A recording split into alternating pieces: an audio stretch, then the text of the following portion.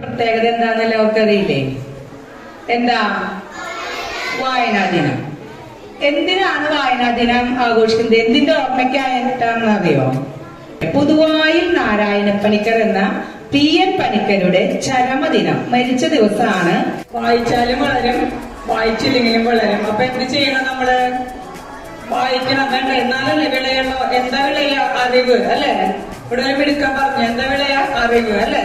അപ്പൊ എല്ലാവരും വായിക്കുമ്പോൾ ഒരുപാട് കാര്യങ്ങൾ അറിയാൻ പറ്റും, ഒരുപാട് ആൾക്കാരെ മനസ്സിലാക്കാൻ പറ്റും, ഒരുപാട് കഥകൾ അറിയാൻ പറ്റും അല്ലെ? അതുപോലെ തന്നെ ഓരോരുത്തരുടെ ജീവിതങ്ങള് പലതരം നമ്മൾ വായിക്കുമ്പോ ഓരോരുത്തരുടെ പല പല ആളുകളെ പരിചയപ്പെടാൻ പറ്റും.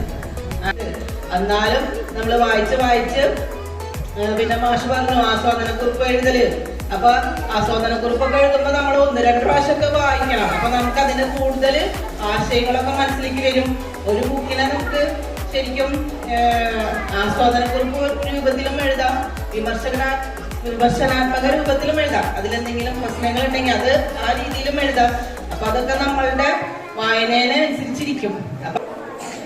പ്രതികരിക്കുകയും മദ്യം, മയക്കുമരുന്ന്, ഭാരതത്തിന്റെ അഖണ്ഡതയും സംസ്കാരവും ഉയർത്തുവാൻ വേണ്ട പ്രവർത്തനങ്ങളിൽ സജീവമായി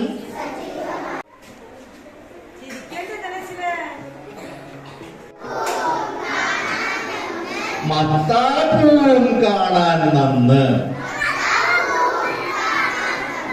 മത്താപൂവും കാണാൻ നന്ന്, മുത്തും നന്ന്, മുത്തും നന്ന്, വിത്തും നന്ന്, വിത്തും നന്ന്, മുത്തിച്ചിരിക്കും ചിരിയും നന്ന്.